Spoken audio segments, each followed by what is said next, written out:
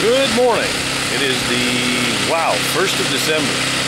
We're out here over Thanksgiving weekend at Potholes, and Mark and I are out here with his family. We're going to do some dry washing. Well, we've been doing some dry washing for about 3 days. You know me, I always forget to break out my camera. So anyhow, I'll show you what we're up to, let you meet family, and Mark, well, you know Mark. But anyhow, let's get to it. Say hi, Tawny. Hi. You got Tawny there, and then you got the two kids over there. Of course, this thing doesn't want to focus with the wide-angle lens on it, so we'll head down to the hole we're working.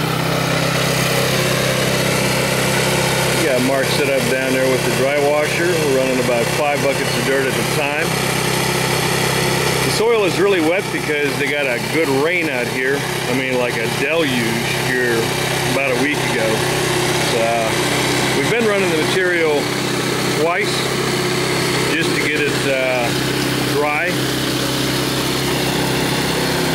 Yesterday we discovered that it was dry enough going through the first time that it really wasn't worth running it a second time. Hopefully you can hear me over the racket. Say hi, Mark. Hi. Alright, so somebody else started a big hole right here. And actually pretty hard digging. It's almost like digging in concrete. But as we got down toward the bottom of the hole here, I started running into a kind of gravelly layer right underneath most of those big rocks right there. And the last run we did yesterday, we hit 3 nice little pickers that got caught right up in the first ripple tray. And so this morning, I dug solely down in that gravel layer. We're going to see if that's where the gold's coming from.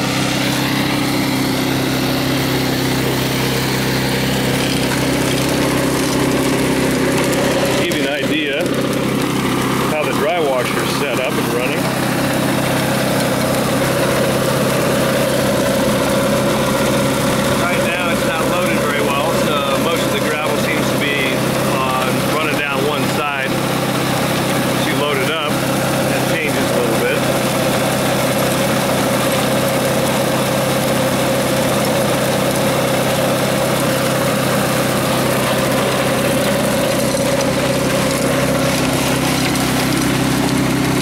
Just running a bucket.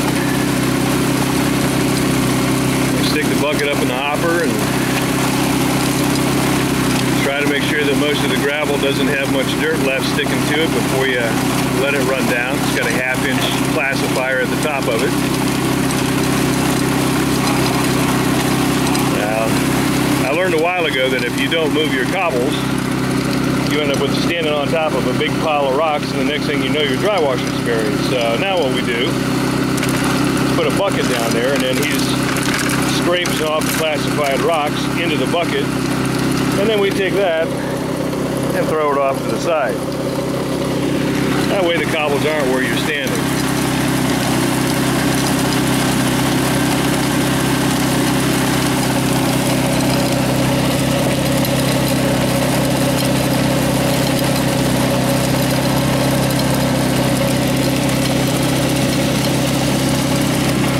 Will take pretty much a 5-gallon bucket of dirt, and then you're just stuck.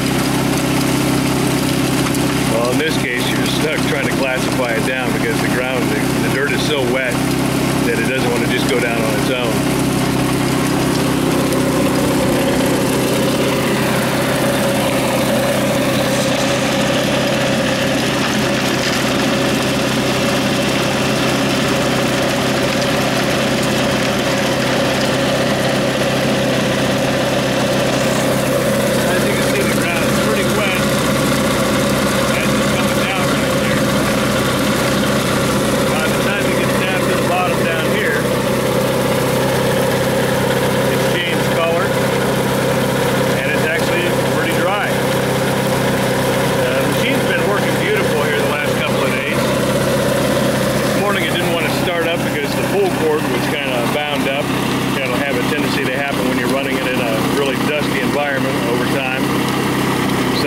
I come out next time, I'm going to have to tear it apart and weld that thing up. But for right now, that's our operation. There's Mark focused on feeding that hopper. Yeah, we'll catch it while we're doing the cleanup, see if we can find any gold. Alright, so for those of you who have never cleaned out a dry washer before, or haven't seen one before, here's your basic setup. Got the hopper, it's got a 1/2-inch classifier on the top. Got your bucket's material here, classifies it down. Now your overburden rolls off the back into the bucket. We use that to manage our cobbles so we don't end up with a big pile that we're sitting on top of. That comes down into the roof box. The roof box is bottom. There's a 4-inch hose down there. It comes from a blower. It comes up through a fine screen, basically a piece of cloth here inside the riffle tray. Forces hot air up through it. All your light material keeps coming down. All your heavies stay in there. When you're ready to clean up again, lift out your riffle tray. Pretty simple to clean.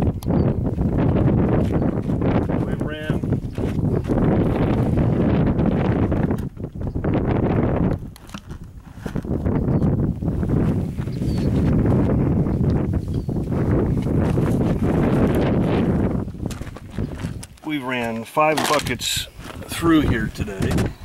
Well, actually this is our 20th bucket, but first clean out I've recorded. This is what's left over after 5 buckets. And a lot of times what I'll do, just so I can try to see if I've got anything obvious in my tray, I'll go through it before I stick it in the bucket and pan it out. And the last run we did last night, I found 3 little pickers in this first riffle. But no such luck this afternoon. I'm not even seeing any gold, which is not a good sign. So I think we'll just dump it in a bucket and see what we find when we pan it out. See it clean out. Alright, so in the desert you don't have a lot of water to do your panning with, so you try to conserve. I just have a little Rubbermaid container. Put a little over 5 gallons of water in it. Use a small pan. And you pan your concentrates.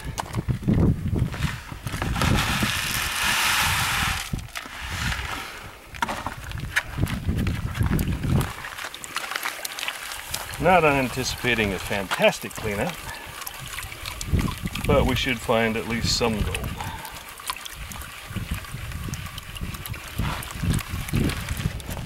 This weekend we didn't get to do nearly as much material as what we normally do. It's taken us about 5 times as long to run 1 bucket as it normally does.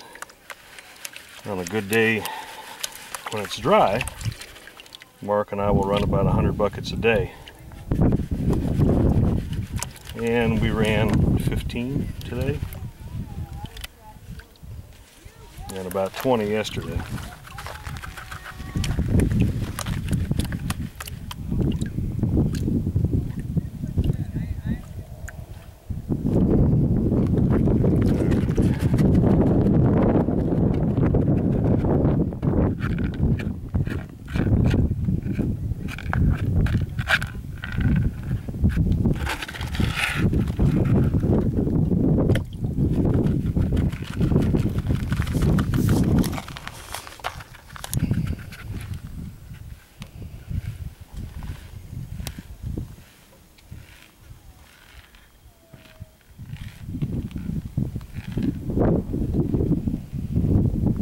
And there's a little bit up there at the top. You can see it start to peek out there.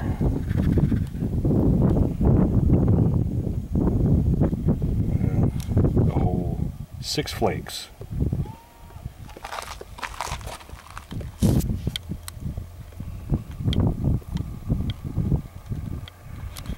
But that's only half the cons, so we'll sniff that up and do the other half. It's probably not going to be a whole lot better than that.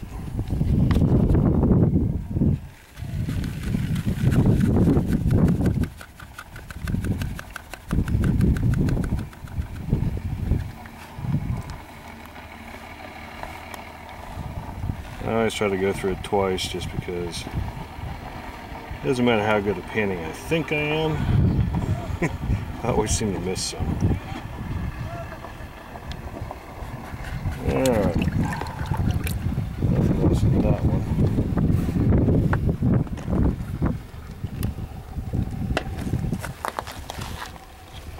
Put my spectacles on so I can see.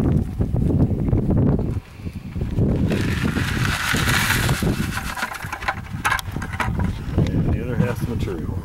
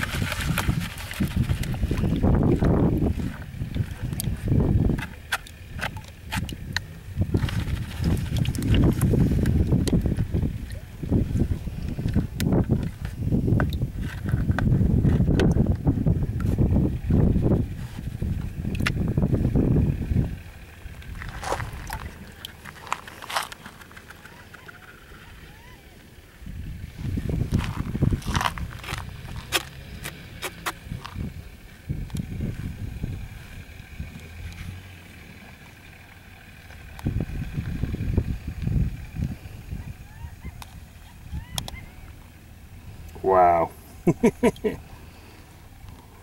We got skunked on that half the cons.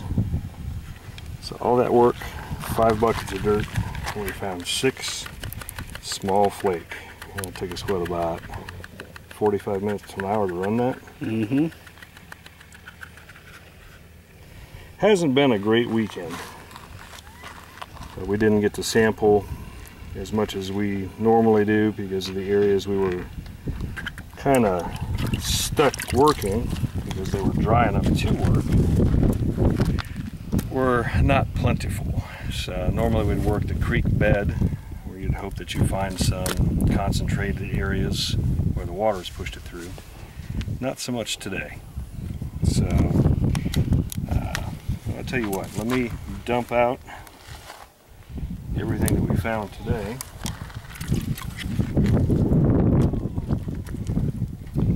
Just so you can see what we found.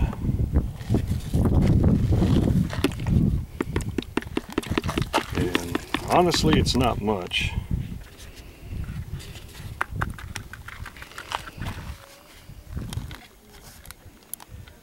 Yeah, that's about 15 buckets worth today.